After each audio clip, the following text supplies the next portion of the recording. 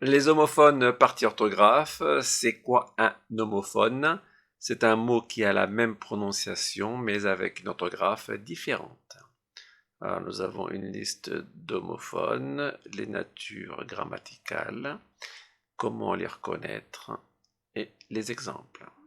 Alors, la première prononciation, c'est le son C.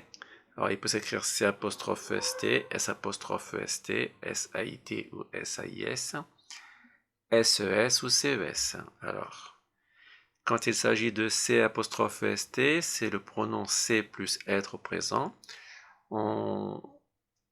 Il se trouve devant pourquoi. L'exemple, c'est pourquoi je te le demande. Devant ce que, c'est l'exemple que j'ai choisi. C'est ce que tu veux. Donc là, il faudra écrire C apostrophe ST. Ou alors simplement devant un groupe nominal. C'est le livre. Quand il s'agit de S apostrophe ST, donc là, c'est un pronom réfléchi S plus le verbe être. Cela se trouve devant un verbe pronominal. Cela concerne en fait les verbes pronominaux. Alors, les verbes pronominaux, ce sont des verbes du genre se laver. Là, j'ai pris le verbe s'enfuir. Et quand il faut mettre S apostrophe EST, il s'est enfui. Il est au passé composé. SAIS, SAIT, SAIS, c'est le verbe savoir au présent. Il se trouve derrière un pronom personnel. Tu, tu sais, donc il n'y a pas de problème. Il peut se trouver devant un pronom. Tu sais le faire. Le pronom, c'est le. Ou alors devant un verbe. Tu sais faire. SES est un adjectif possessif, c'est devant un nom commun.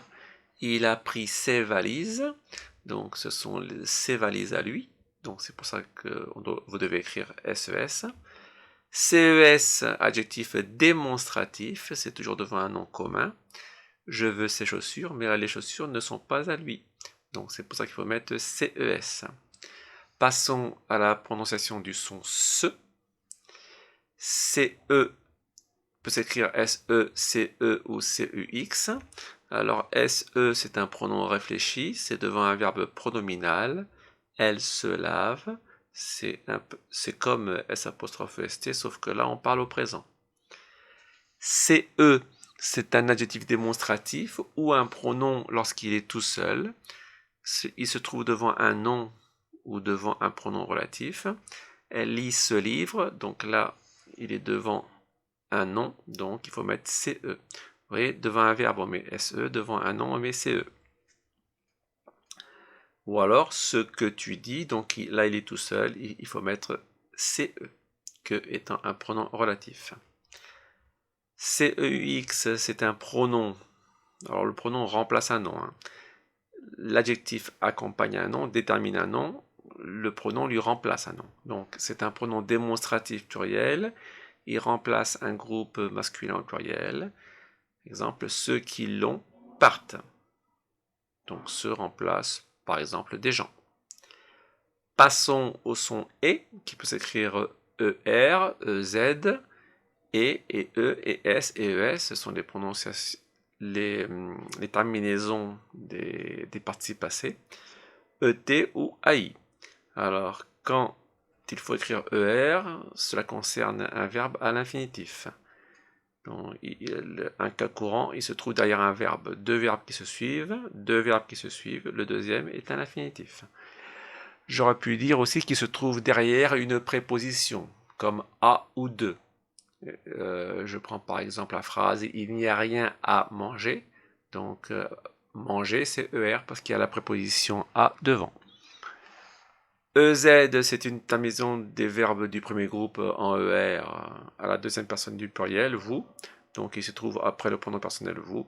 Vous aimez la chanson, donc aimer, il faudra l'écrire EZ. Là, nous entrons dans les terminaisons des participes passés, donc et E, et S, et ES. Donc, elles se trouvent après les auxiliaires avoir ou être. Par exemple, j'ai mangé. Donc, c'est avec l'auxiliaire avoir. Il ne s'accorde pas avec le sujet, mais avec le COD si celui-ci est placé avant. Je vous invite à avoir la vidéo sur le participe passé. Et là, je suis allé. Donc c'est avec l'auxiliaire être. Là, il peut y avoir accord. Si j'avais mis elle, j'aurais mis et ici. Les mêmes terminaisons, mais là, cela concerne des adjectifs qualificatifs qui sont souvent des participes passés employés comme adjectifs qualificatifs. Là, on peut les reconnaître de par leur fonction, épithète détachée ou mise en la position. Donc là, ils sont mis en début de phrase ou alors entre virgules. Donc énervé, virgule, il part.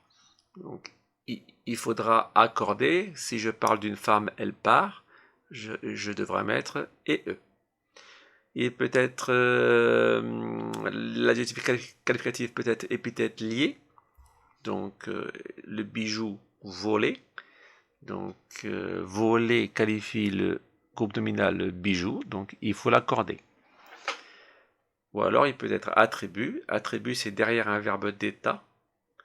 Blasé, donc il faut aussi l'accorder avec le sujet.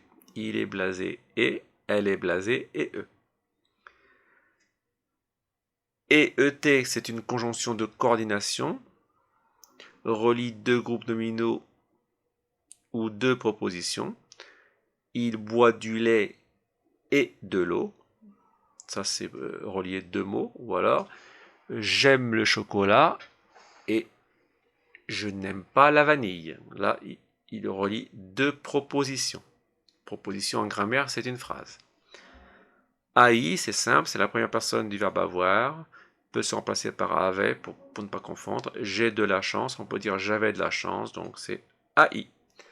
Voilà pour la vidéo sur les homophones.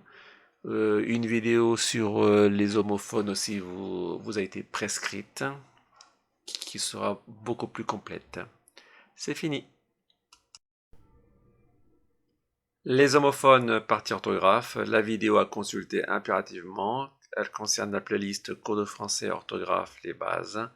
Et c'est la vidéo numéro 2 sur les homophones.